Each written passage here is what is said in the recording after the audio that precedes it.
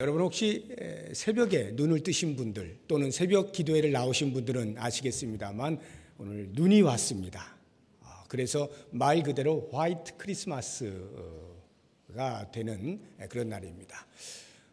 우리 교회 영아부뿐만이 아니라 우리 뱃속에 아이를 지금 가지신 임산부들도 계시는데, 그러니까 태중에 있는 아이로부터 해서 노년에 이르기까지 모든 남녀노소가 한 자리에 모여서 이렇게 영광스러운 예배를 드리는 것이 얼마나 큰 기쁨인지 모르겠습니다. 우리 교회뿐만이 아니죠. 온 세계가 함께 예배를 드리고 있지 않습니까? 나라를 달리하고 인종을 달리하고 언어를 달리해도 아랑곳하지 아니하고 동일한 마음으로 아기 예수의 나심을 축하하며 예배를 드리는 이 놀라운 광경을 우리가 상상하면서 이 시간에 말씀으로 같이 은혜를 나누었으면 좋겠습니다. 오늘 제가 여러분과 함께 생각을 해볼 것은 아기 예수에 관련한 그 기사를 쓴 이 마태가 과연 무엇을 생각하면서 썼을까? 관련 기사를 쓰면서 무엇을 염두에 두고 썼을까 하는 것을 오늘 본문의 말씀 안에서 한 몇 가지 생각을 해 보았으면 좋겠습니다. 이 마태는 예수의 나심에 대하여서 적어도 이런 것들을 생각을 하고 쓴 것으로 보여집니다. 예수님께서 어떻게 태어나셨는가라고 하는, 예수님의 태어나심 우리가 성육신이라고 말을 할 때 성육신의 방법에 대해서, 그리고 왜 예수님께서 이 땅에 태어나셔야만 했는가라고 하는 성육신의 목적에 대해서, 그리고 그 예수님의 나심이 과연 우리 인류에 어떠한 의미를 가져다 주느냐라고 하는 성육신의 의미에 대해서 염두에 두고 썼다는 것을 볼 수가 있는데, 이제 이 세 가지를 하나씩 차분하게 생각을 해보도록 하겠습니다. 먼저 어떻게 태어나셨는가 하는 부분에 대해서 우리가 생각을 해봅니다.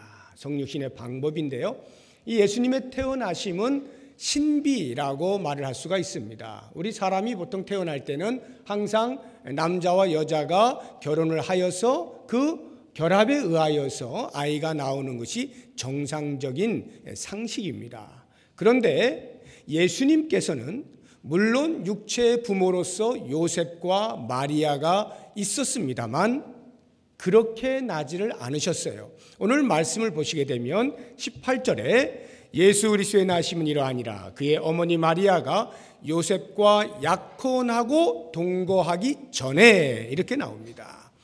약혼, 오늘날에는 우리가 약혼을 그렇게 많이 하지 않습니다만 얼마 전만 해도 우리나라에서도 약혼을 많이 했죠.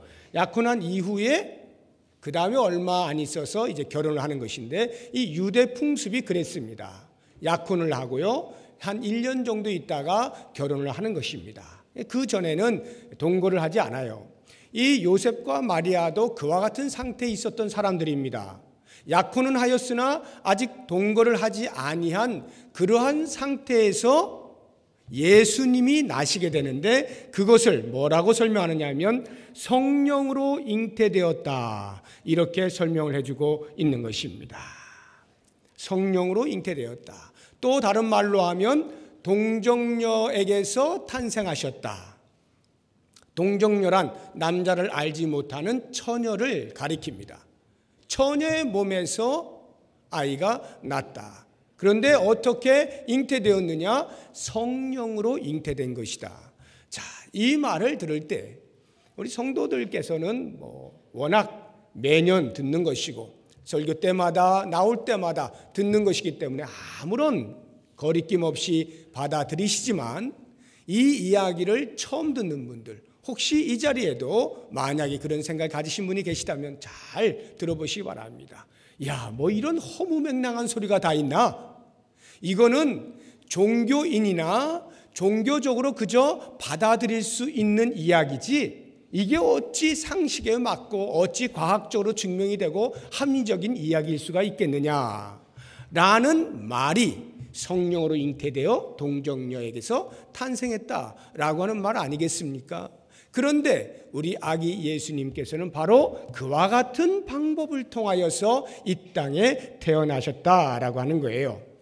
그래서 우리가 사도신경 같이 신앙 고백하지 않았습니까? 거기에도 보면 전능하사 천지를 만드신 하나님 아버지를 내가 믿사오며 해서 성부 하나님 믿는 것을 고백하고 그 다음에 이제 성자 예수님에 대하여 고백을 하죠. 그 외아들 우리 주 예수 그리스도를 믿사오니 하고 첫 번째 나오는 것이 무엇이냐면 이는 성령으로 잉태하사 동정녀 마리아에게 나시고, 우리가 예수 그리스도를 믿는데 그 첫 번째가 성령으로 잉태되어 동정녀 마리아에게서 난 것을 믿습니다. 이것이 우리의 신앙 고백입니다. 자, 그렇다고 하면 왜 예수님께서는 자칫 허무맹랑한 소리로 들릴 만한 종교 안에서나 이해가 될 법한 그러한 방법으로 이 땅에 오셨을까요? 이것을 우리가 분명하게 알고 넘어가야 됩니다.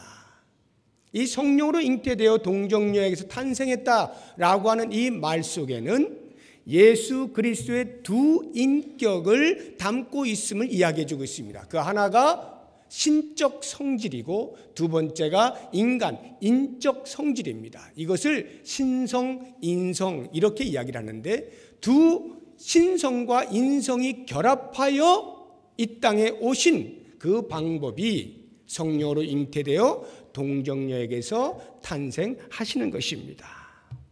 그렇다고 한다면 왜 예수님께서는 이렇게 복잡하게 사람 머리로 다 이해가 되지 않을 만한 그러한 방법으로 이 땅에 오셔야만 했는가? 왜 신성과 인성을 동시에 가지신 좀 이상한 분으로 이 땅에 오셔야만 했는가라고 할 때 그 답은 이제 제가 두 번째 이 땅에 오신 목적에 대해서 자세하게 말씀드리겠습니다만 지금 간단하게 결론의 말씀을 드린다고 한다면 우리 인간이 가지고 있는 죄, 이 모든 죄를 대신 속죄하는 유일한 방법이 이렇게 신성과 인성을 동시에 가지신 분의 사명으로만이 가능하다라고 하는 차원에서 예수님께서 이 땅에 오실 때 신성과 인성을 가지신 성령으로 잉태되어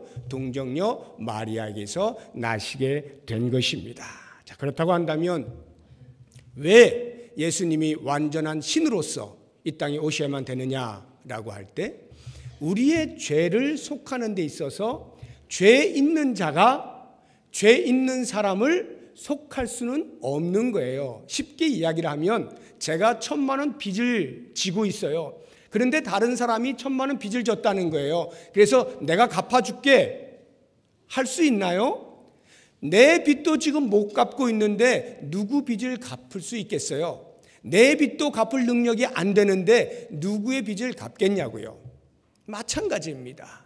인간은 모두가 죄 아래 있어서 내 죄 자체를 해결하지 못하는 존재인데 어느 누구 어떤 인간의 죄를 속하기 위하여 쓰임받을 수가 있겠습니까? 불가능한 이야기예요. 그러니까 죄 있는 인간의 모든 죄를 속할 수 있는 유일한 사람은 죄 없는 사람이어야만 하는 것입니다. 그런데 사람 중에는 죄 없는 자가 없으니 하나님께서는 직접 죄 없으신 당신의 신성을 이 땅으로 내려오게 하신 것. 그래서 예수님의 신성이 반드시 필요하다라고 하는 것입니다. 우리가 구약 시대를 보게 되면 이스라엘 백성들이 죄가 있으므로 하나님과 교제를 나누지 못하잖아요. 그래서 하나님께서 임시 방편으로 그들에게 가르쳐 주신 방법이 짐승을 잡아서 그것을 대속함으로 하나님 앞에 일시적으로 거룩하다 인침을 받고 나올 수 있도록 해주시지 않습니까? 이때에 사용되어지는 그 속죄 제물로서의 그 짐승이요, 양이든지 염소든지 또는 송아지 등이 가능한데 공통된 것 한 가지가 있습니다. 그게 바로 흠 없는 것이어야만 됩니다. 흠이 없는 것만이 죄를 사하는 것으로서의 상징을 나타낼 수 있다라고 하는 것입니다. 이 말은요, 그 짐승이 흠이 없으면 얼마나 없겠어요. 완벽하게 흠이 없는 짐승이 어디 있겠습니까? 사람도 죄 없는 자가 없는데 하물며 짐승은 말할 것도 없죠. 그런데 왜 구약 성경에서 흠 없는이라고 규정을 하고 있느냐 하면 그것은 바로 모든 인류의 죄의 속죄는 흠 없는, 죄 없는 자만이 가능하다라고 하는 것을 상징적으로 예표하여 보여주고 있는 것입니다. 그래서 신약에 보면 예수님이 출현하실 때, 예수님께서 세례를 받기 위해서 세례 요한에게 나오실 때 세례 요한이 그 나오시는 예수님을 바라보고 외치지 않습니까?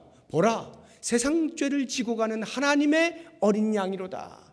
하나님의 어린 양, 하나님께서 온 인류의 죄를 속죄하기 위하여 준비해 놓으신 속죄 제물이로다. 이 말 아니겠습니까? 하나님께서 준비해 놓으신 속죄 제물, 죄 없는 그분이 바로 예수 그리스도. 그래서 예수님은 신성으로, 죄 없는 신성을 가지고 이 땅에 오셔야만 했던 것입니다. 그렇다고 한다면 왜 완전한 인간으로서 또 오셔야 됐는가라고 하는 것을 생각해 보십시오. 완전한 인간으로 오셔야만 되는 이유는 레위기에 보면 17장 11절에 보면 생명이 피에 있다라고 말씀하시면서 오직 그 피만이 죄를 사한다라고 말씀하고 있어요. 다시 말하면 죄를 사하는 유일한 방법은 피입니다. 왜냐하면 피가 생명이기 때문이에요. 그래서 피를 흘려야만 그 피의 흘림을 통하여 대속이 되어지는 것인데, 생각해 보세요. 우리 하나님은 영이시잖아요. 요한복음 4장 24절에 하나님은 영이시니 예배하는 자가 영과 진리로 예배할지니라. 하나님은 영이셔요.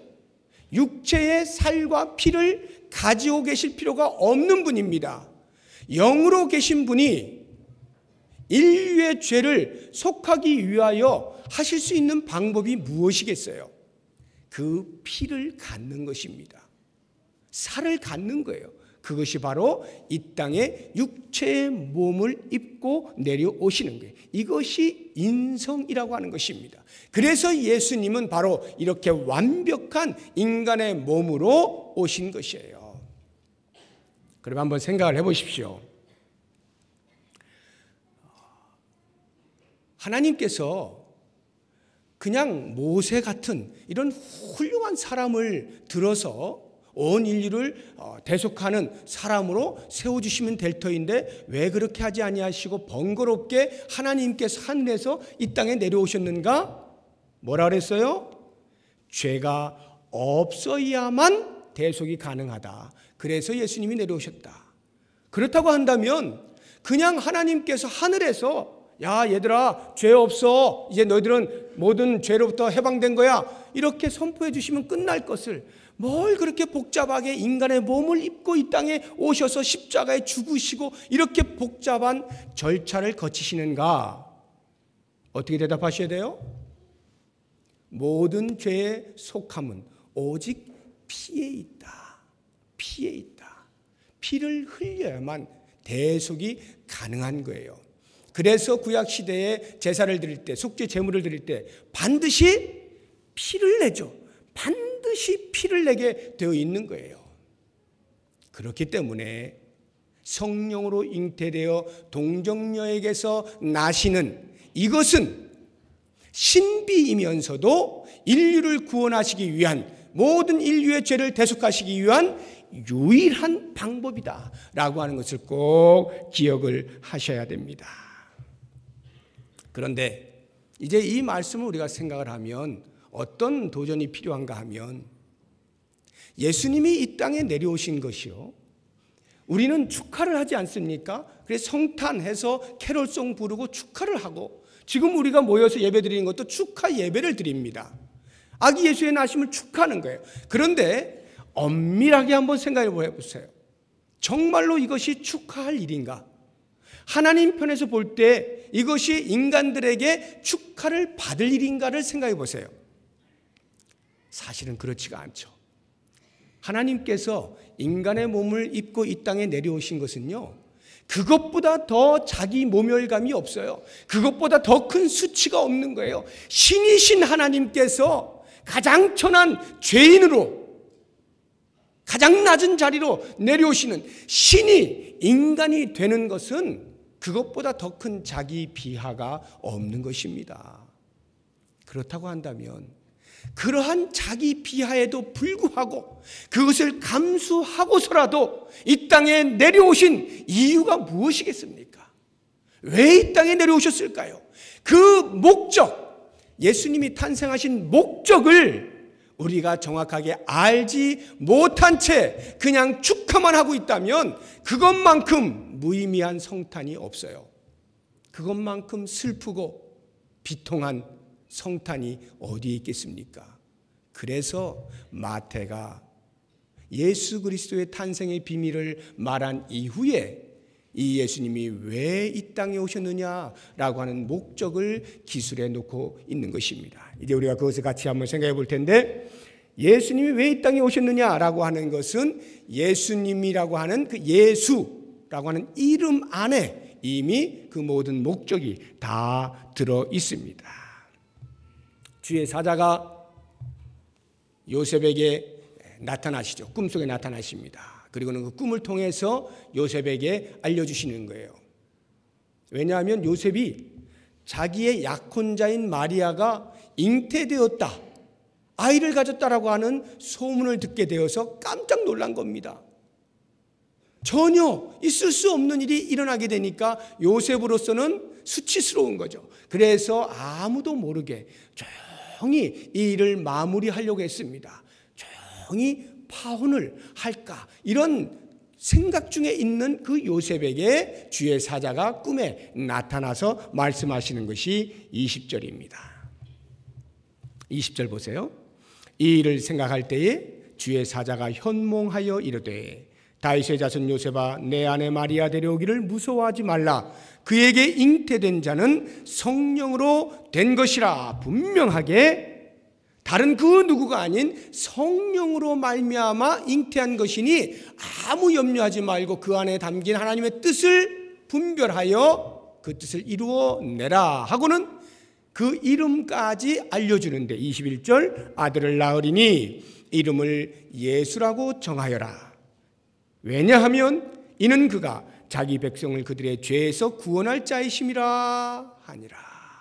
예수라고 하는 이름의 뜻이 바로 이것입니다. 자기 백성을 그들의 죄에서 구원할 자. 이 예수가요, 히브리어로, 지금 이 예수는 헬라어로 지금 쓰여진 거예요. 이 예수 해가지고 헬라어인데, 히브리어로 하면 예수아 또는 여호수아라고 하는 이름입니다. 이 여호수아, 우리가 잘 알고 있는 모세의 후계자가 여호수아 아닙니까? 여호수아가 모세의 뒤를 이어서 이스라엘 백성들을 가나안 땅, 하나님이 약속하신 땅으로까지 인도하잖아요. 이것을 영적으로 보게 되면 바로 예수 그리스도께서 온 인류를 하나님의 땅, 천국으로 인도하는 구원주가 되신다라고 하는 차원에서 그 이름에서 이미 그 뜻이 담겨 있는 것입니다. 여호수아, 예수아, 예수. 그래서 유대인들 사이에는 이 예수라고 하는 이름이 매우 흔한 이름이었어요. 우리가 믿고 있는 예수님만 예수의 이름을 가진 것이 아니라 일반 사람들도 워낙 이름의 뜻이 좋기 때문에 그 이름들을 많이 사용하곤 했던 이름입니다. 아무튼 이 이름의 뜻이 자기 백성을 그들의 죄에서 구원할 자, 즉 구원자라고 하는 것이 예수 그리스도 이 땅에 오신 목적인 것입니다. 예수님은요, 이 땅에 오셔서 기독교를 창시하시려고 오신 게 아니에요. 자, 이제 내가 기독교라고 하는 종교를 만들어내야 되겠다. 그래서 많은 추종자들을 세워야 되겠다. 그래서 이 땅에 오신 것이 아닙니다. 또는 병자들을 고쳐주고 수없이 많은 기적들을 행하면서 사람들 앞에서 영웅 노릇 좀 해야 되겠다. 그래서 이 땅에 오신 것도 아닙니다. 그렇다고 해서 세세 무궁토록 길이길이 내가 말한 것들을 기념하고 교훈하도록 해야 되겠다. 현자와 같은 사람이 되기 위하여 이 땅에 오신 것도 아닙니다. 우리 예수님이 이 땅에 오신 것은 오직 한 가지, 온 인류를 죄로부터 해방시키는 구원자로서 이 땅에 오신 거예요. 그렇다고 한다면 이 구원이라고 하는 것은요, 모든 일에 쓰일 수가 있어요. 웅덩이에 빠진 사람을 건져줄 때 그것을 구원이라고 말할 수 있습니다. 살려줬다 이런 말이에요. 빚을 지고 있는 사람에게 내가 대신 지불을 하여서 청산해 주는 것도 구원하였다라고 말할 수 있어요. 이 구원이라고 하는 말은 살려주었다는 말이에요. 살려주었다. 자, 그렇다고 한다면 예수님께서 이 땅에 구원자로 오셨다라고 말을 할 때 과연 무엇으로부터의 구원이냐라고 하는 것을 정확히 아셔야 됩니다. 우리들이 생각할 때는 이런 구원이었으면 좋겠지 않겠습니까? 우리가 보통 병에 걸리면 참 걸려본 사람만이 알잖아요. 제발 이 병만 나에게서 사라졌으면 내가 무엇이든 할 수 있을 텐데 라고 하는 생각하지 않습니까? 질병은 우리들에게 큰 짐입니다. 고통이에요. 그래서 이것으로부터 누군가가 좀 구원해 줄 수 있는 사람이 있으면 좋겠다라는 생각을 하게 마련이고요. 이 땅에 얼마나 많은 사람들이 굶어 죽어가고 있습니까? 기아와 기근에 허덕이고 있는 이러한 문제들을 구원해 줄 수 있는 사람이 있으면 좋겠다라는 생각을 하게 되는 것이고, 전쟁과 테러들이, 착취와 압박들이, 억압들이 얼마나 많이 있습니까? 그런 것들로부터 좀 구원해 줄 수 있었으면, 자연재해로부터 우리를 좀 구원해 줄 수 있었으면, 우리가 보통 기대하는 것은 그러한 것들로부터의 구원자를 기대하게 됩니다. 그런데 막상 예수님께서는 그것이 아니라 죄로부터의 구원이라 말씀을 하고 계시는데, 우리의 머릿속에는 죄로부터의 구원이 뭐가 그렇게 중요한가? 어차피 우리가 죄는 날마다 짓게 되는 것인데, 죄 짓는다고 해서 뭐 큰일 벌어지는 것도 아닌데, 지금 당장 우리들에게 필요한 것은 질병으로부터의 구원이고, 전쟁으로부터의 구원이고, 기근으로부터의 구원 아니겠는가? 자연재해로부터의 구원 아니겠는가? 이런 생각을 하게 되어 있는 것입니다. 바로 그와 같은 우리들을 향하여서 마태가 정확하고 선명하게 말하는 거예요. 자기 백성을 그들의 이 땅의 문제들로부터가 아니라 죄로부터 구원할 자라 이렇게 말씀하는 거예요. 왜 그럴까요? 이 죄가 모든 인간사에 일어나는 문제들의 근원이기 때문에 그렇습니다. 그것이 인간사에 일어나는 문제들의 뿌리예요. 죄가 본질입니다. 나타나는 것들은 현상에 불과한 거예요. 그것도요, 지극히 빙산의 일각에 불과한 것들이에요. 우리는 거기에 모든 신경이 다 가고 있지만 정작 죄로 말미암아 우리들에게 나타나는 현상들 가운데 제가 언급한 그러한 것들은 빙산의 일각에 불과한 거예요. 성경이 말하잖아요. 죄의 삭은 사망이라 할 때 과연 그 사망이 무엇인가? 인간의 육체의 죽음만을 의미하는 것이 아니에요. 이것은 영적인 의미에서의 죽음도 동반하고 있는 것입니다. 영적 죽음이 뭡니까? 하나님으로부터의 단절을 말하는 거예요. 하나님으로부터의 단절된 삶이 우리 인간에게 있어서 가장 큰 악입니다. 가장 큰 죄의 결과의 형벌이에요. 왜 그런가? 여러분, 질병이라고 하는 거, 전쟁이라고 하는 것, 자연재해라고 하는 것들은요, 이 땅을 사는 동안에만 우리가 고통을 겪으면 그만이에요. 이 땅을 사는 동안만 겨우겨우 견뎌내면 끝나는 것입니다. 그러다가 죽으면 더 이상 우리들에게는 질병 같은 것들이 있지는 않습니다. 그런데 보세요. 하나님과의 단절이라고 하는 것은 우리가 이 땅에서 생명을 다하여 죽어도요, 그 다음 세계 오히려 전과 같은 이 세상에 비하여 영원의 삶 가운데서 우리들은 영원토록 하나님과 단절된 삶을 사는 거예요. 이것이 가장 큰 형벌입니다. 이게 죄의 삭시예요. 왜 예수님께서 우리 인간들이 볼 때에 병으로부터 구원해주고 이런 것들이 훨씬 더 그럴듯해 보이는데 왜 그렇게 다가오지 아니하시고 죄로부터의 구원을 말씀하시느냐? 이 죄로부터의 구원이야말로 하나님과의 관계를 다시 회복시킬 수 있는 유일한 길이기 때문에 그런 것입니다. 그러니까 예수님께서 이 땅에 오신 것은 우리들로 하여금 이 땅을 사는 동안에 필요한 어떤 것들만을 충족시키기 위하여, 그것을 구원하기 위하여 오신 것이 아니라 우리의 삶의 영원, 죽음 이후에 영원토록 존재하고 있는 그 삶에 대하여 하나님으로부터 멀어진 우리의 삶을 하나님께로 가까이 나아가게 하는 죄의 모든 싹들을 다 지불하시고 구원해 주시는 그 목적을 위하여 이 땅에 오셨다라고 하는 것입니다. 사랑하는 여러분, 이것이 우리들에게 얼마나 중요한 것인지 모릅니다. 인간의 가장 큰 행복이라고 하는 것이 하나님과의 관계 속에 있는 거예요. 우리가 그렇게 지음을 받았거든요.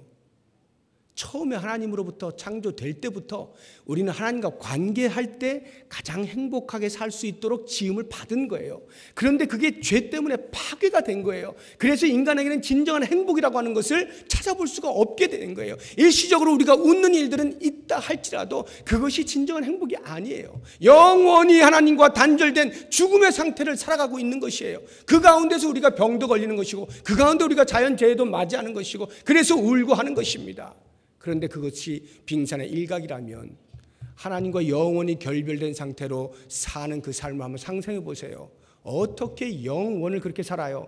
이 땅을 겨우 100년 사는 그 짧은 점과 같은 시간에도 병 때문에 울고불고 하는데, 영원토록 하나님과 결별된 상태로 지옥의 삶을 산다라고 할 때 이것을 어떻게 견딜 수가 있겠어요?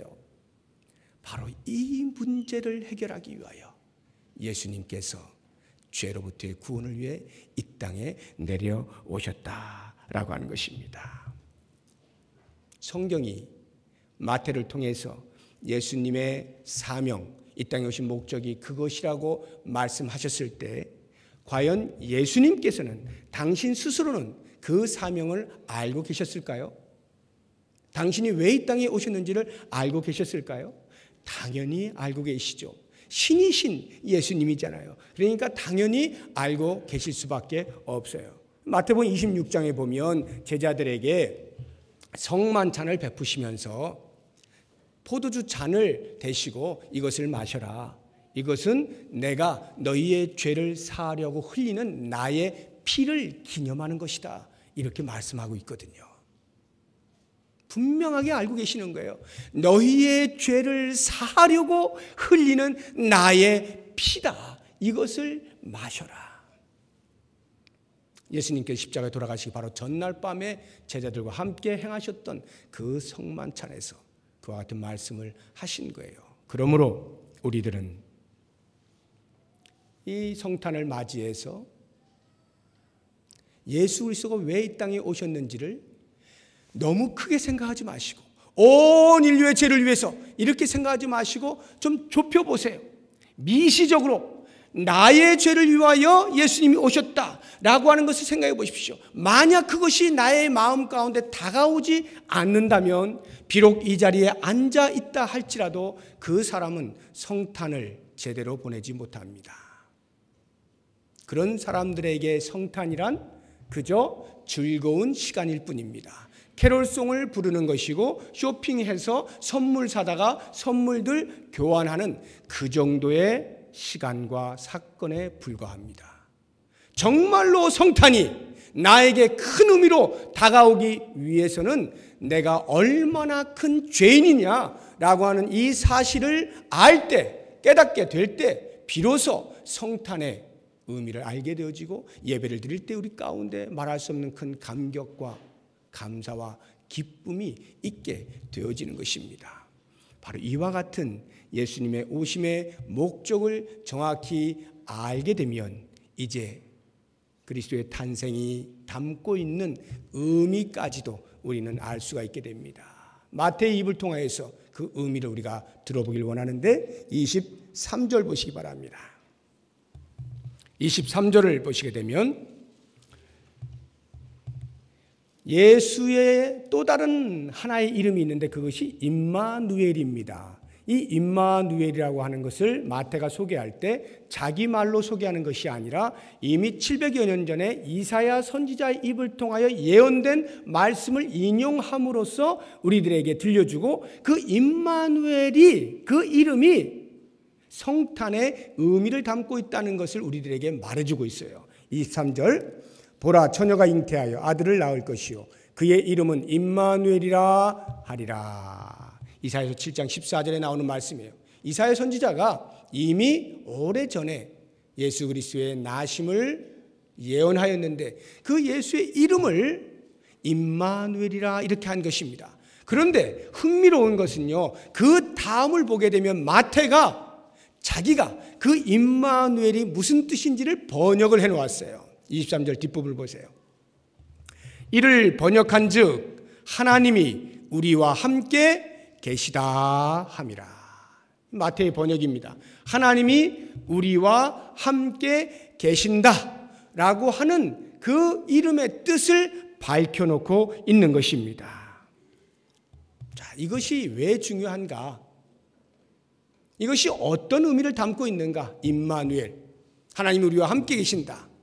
한번 생각해 보세요. 구약시대에는 하나님을 직접 얼굴과 얼굴을 대면하여 볼 수가 없었어요. 하나님의 영광이 너무도 찬란하기 때문에 죄 있는 인간이 그 영광을 보게 되면 그냥 죽어버려요. 그래서 하나님의 얼굴을 볼 수 없게 되어 있습니다. 보면 죽으니까요. 모세가 얼마나 하나님의 얼굴을 보고 싶었어요. 간절히 기도하잖아요. 하나님 제발 얼굴 한 번만 보여주세요. 그때 하나님이 어떻게 해요? 모세를 위해서 보여주고는 싶으신데 보게 되면 모세가 죽을 게 뻔해요. 그러자고 안 보여주자고 하니 너무도 안타까워하고 할 수 없이 하나님께 생각해내신 것이, 알았다, 내가 바위 틈 사이로 지나갈 때 네가 뒷모습만 봐라 하고 얼굴을 안 보여주셔요. 뒷모습만 보고라도 얼마든지 모세의 마음 가운데 큰 위로가 될 수 있었기 때문에 하나님께서 그런 방법을 택하지 아니하십니까? 삼손을 낳게 될 때 그 아버지 마노아, 엄마, 이들이 주의 사자를 대면하여 보지 않습니까? 같이 대화를 나누잖아요. 그것이 주의 사자인 것을 알게 되었을 때 이제 우리는 죽었구나 라고 할 때 하나님의 은혜로 살려주시죠. 삼손을 낳아야 되니까요. 이렇게 구약시대에는 하나님의 얼굴을 보면 죽게 되어 있어요. 그래서 볼 수 없는 것입니다. 예수님께서 이 땅에 태어나실 때 주의 사자가 밤에 양을 지키고 있던 목자들에게 나타나지 않습니까? 그리고는 그 목자들에게 말을 하잖아요. 큰 기쁨의 좋은 소식을 너에게 전해줄게 라고 하는데, 이미 주의 사자가 그들의 곁에 서고 하나님의 영광이 그들을 비추게 되었을 때 목자들이 어떻게 해요? 누가복음 2장에 보면 벌벌벌벌 떨었다, 두려워하였다, 무서워하였다 이렇게 표현을 해놓고 있어요. 왜 무서워하나요? 죽었다는 거죠. 하나님의 얼굴을 보았으니 우린 죽었구나. 구약의 그 생각과 똑같은 거예요. 그때에 그 주의 사자가 목자들에게 말씀하는 것입니다.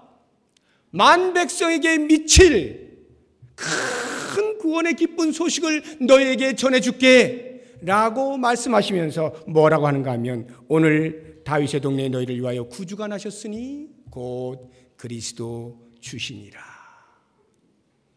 예수 그리스도의 나심을 그들에게 알려주는 것입니다. 사랑하는 여러분, 그리스도의 나심, 이것은 하나님이 오신 거예요. 그리스도를 본다는 것은 하나님을 본다는 거예요. 예수님께서 이 땅에 오셨다는 것은 하나님께서 오셨다는 거예요. 그러면 우리 모든 인류는 그 하나님의 얼굴을 본다는 것이에요. 하나님이 우리 죄인의 사회 속으로 들어오셨다는 거예요. 이것이 얼마만큼 큰 사건이냐는 거예요.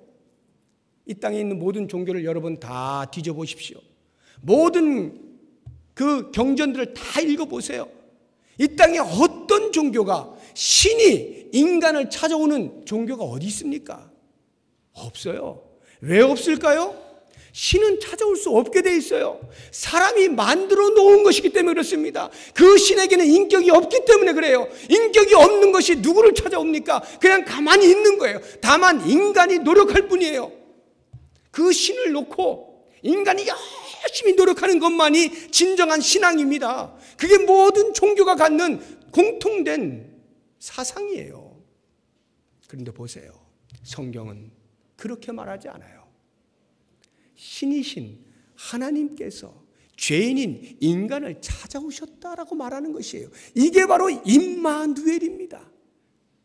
살아계신 하나님께서, 인격이신 하나님께서 오랜 세월을 기다려 보았지만 인간 스스로가 하나님께로 나올 수 있는 방법과 능력이 전혀 없는 거예요.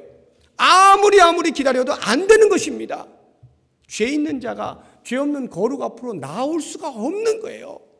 이 사실을 두고 하나님께서 오래전부터 계획해 놓으셨던 내가 가야만 하는구나, 내가 그들에게로 가야만 하는구나, 임마누엘로 내려오시는 것입니다. 여러분, 예수 그리스도가 이 땅에 오셨다라고 하는 것은 하나님께서 당신의 거룩을 죄 있는 인간과 구별하시고 격리시키시고 당신의 거룩을 보존시키셨던 그 모든 울타리를 걷어낸 것을 의미하는 것입니다. 담을 허물으셨다는 거예요. 철폐하셨다는 것입니다. 그리고는 죄 있는 인간에게로 다가오신 거예요. 우리에게서 답을 찾을 수가 없을 때 하나님께서는 당신 스스로 그 거룩을 허무시고 죄 있는 인간에게로 다가와 그 모든 죄를 스스로 당신의 몸에 담아 대속하심으로 해결해 주시고 그렇게 인간과의 관계를 맺는 임마누엘로 이 땅에 오셨다라고 하는 것입니다. 여기에 우리 어린아이들도 많이 있는데 어린아이들의 특징이 뭐예요? 집에 왔는데 엄마 아빠가 안 계시면 어떻게 해요? 곧바로 전화하잖아요. 제 막내딸이 지금 와 있는데 지금은 커서 그렇게 많이 전화는 안 합니다. 가끔씩 하긴 하지만 어렸을 때는요. 학교에 집에 왔는데 없잖아요. 그럼 바로 전화가 옵니다. 바로 어딨어? 어딨어? 꼭 확인을 해요. 왜? 어린아이들은 불안한 거예요. 누군가가 자기를 보호해주고 돌볼 사람이 늘 옆에 있어 주어야 안심이 되는 겁니다. 그러니까 꼭 확인을 하게 되어 있어요. 요즘은 엄마 아빠보다 더 재밌는 게 있어가지고 안 찾는지 모르겠지만 자기를 보호해줄 사람이 옆에 있을 때 안심하게 되는 것이죠. 사랑하는 여러분, 육체의 부모도 그 자녀에게 그렇게 보호자로서 안심시켜줄 만한 사람이라고 할 때 하물며 하늘에 계신 하나님께서 만약 우리와 영원토록 함께 하신다면 이것만큼 더 큰 위로와 감사와 감격과 안심이 어디에 있겠어요? 하나님이 영원토록 나와 함께 하시면 이 땅에 어떤 문제들이 있어서 나를 괴롭힐 것이고 어떤 문제들 때문에 내가 신음할 것이며 어떤 문제들 때문에 좌절하고 포기하겠습니까? 하나님이 함께 하시는데 이것이 임마누엘이에요. 예수 그리스도의 탄생은 바로 이 임마누엘이라는 의미를 담고 있는 것입니다. 그러므로 사랑하는 성도 여러분, 이제 결론의 말씀입니다. 이 성탄을 맞아서 과연 우리는 어떻게 예배해야 하겠는가? 어떠한 자세로 살아가야 하겠는가? 간단하게 영화 하나를 소개하고 마치겠습니다. 혹시 테이큰이라고 하는 영화를 보셨는지 모르겠어요. 쉰들러스 리스트라고 하는 오래전에 나온 영화인데 거기에 주연했던 리암 니슨이라고 하는 주연 배우가 있습니다. 이 배우가 이제 주연을 한 영화인데요. 테이큰. 그 딸이 납치를 당했어요. 외국에서. 그 전화 통화하다가 중간에 끊겨가지고 납치돼서 그때로부터 찾을 수가 없는 것입니다. 그 딸을 찾는 과정입니다. 자, 우여곡절 끝에 찾아요. 이 사람이 뭐 전직 CIA 출신 뭐 이렇게 해가지고 아무튼 우여곡절 끝에 전혀 실마리가 없는데도 불구하고 결국은 찾아냅니다. 저는 그 영화를 보면서 야, 아버지라는 것이 무엇인가라고 하는 것을 제가 새롭게 생각을 해본 거예요. 물론 액션 영화이긴 합니다만 그 줄거리가 말이죠. 딸을 향한 아버지의 마음이에요. 절대로 포기하지 않는 아버지의 마음을 그려놓고 있어요. 제가 그것을 보면서 오늘 이 말씀을 이렇게 교차하면서 제가 생각을 해본 거예요. 만약에 그런 우여곡절 끝에 정말 정말 천신만고 끝에 딸을 찾았어요. 딸도 납치범에게 납치가 되어가지고 얼마나 많은 고생을 했겠어요. 숱한 고생 끝에 결국은 자기 아버지가 자기를 찾아온 거예요. 찾아낸 겁니다. 그래서 만났어요. 그렇게 만났는데 그 딸이 아빠 오셨어요? 이렇게 인사한다면 이게 말이 되겠습니까? 여러분 지금 웃지도 못하잖아요. 너무 말이 안 되니까. 오셨어요 아버지? 이럴 수가 없는 거죠. 천신만고 끝에 자기를 찾아온 그 아버지의 사랑이 무슨 말을 해서 설명이 될 겁니까? 그냥 한순간에 느껴지는 거죠. 아빠의 얼굴을 보는 순간에 그 모든 과정들이 압축되면서 그냥 자기의 감정 안으로 쑥 들어오는 거 아닙니까? 거기서 와락 울 수밖에 없는 것이고 감격할 수밖에 없는 것이고 통곡하는 거죠. 아버지도 마찬가지고 그 딸도 마찬가지죠. 예수님께서 이 땅에 오셨다는 것은 그것보다 훨씬 더한 이야기입니다. 도저히 인간 사회로 내려오시면 안 되는 분이 신이신 하나님께서 그 모든 영광을 다 버리고 자신의 자녀를 찾겠다라고 인간 세계로 내려오셔서 찾고 찾아서 결국 만나는 그 사건의 첫 발자국이 예수의 나심이에요. 그 예수의 나심을 우리가 만나게 될 때 과연 어떠한 마음으로 만날 것이고 어떠한 마음으로 그 예수님을 경배해야 할 것인가.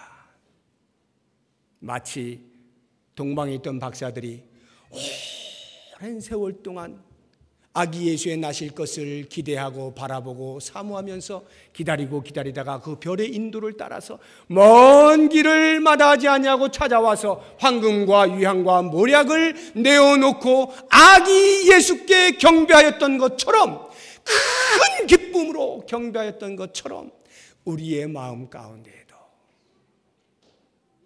그 먼 길을 마다하지 아니하시고 우리를 찾아오신 예수 그리스도의 나심 앞에 우리의 온몸과 마음을 다하여 매우 큰 기쁨으로 기뻐하며 감사하며 감격하며 내 모든 죄를 사하시기 위하여 오신 주님 뿐만 아니라 나와 영원토록 함께 하시겠다고 약속하신 주님, 그 주님의 나심을 진정으로 감사하며 경배하며 그러한 삶을 살아야 하지 않겠는가. 오늘 이 크리스마스 연합찬양 예배 가운데에서 우리의 마음을 그렇게 주님께로 집중하시고 내 사는 날 동안 주님 다시 오시는 그날 동안 저는 오직 주님 앞에 그 큰 감격과 감사로 예배하겠습니다 다짐하시는 우리 모든 성도님들 되시기를 주의 이름으로 축복합니다. 기도하겠습니다. 하나님, 그렇게 예배하고 싶습니다. 우리의 식어진 가슴에 십자가와 부활의 뜨거운 복음으로 지펴져서 아기 예수의 나심을 전심으로 축하하며 기뻐하며 감사하며 감격하며 예배하길 원합니다. 우리의 예배를 받으시고 우리의 일상의 삶 전체가 그와 같은 예배가 되게 하여 주시옵소서. 뿐만 아니라 이 놀라운 복음의 소식을 온 천하에 다니며 만 백성에게 증거하는 증인의 삶을 살 수 있도록 도와주옵소서. 예수님의 이름으로 기도드립니다. 아멘.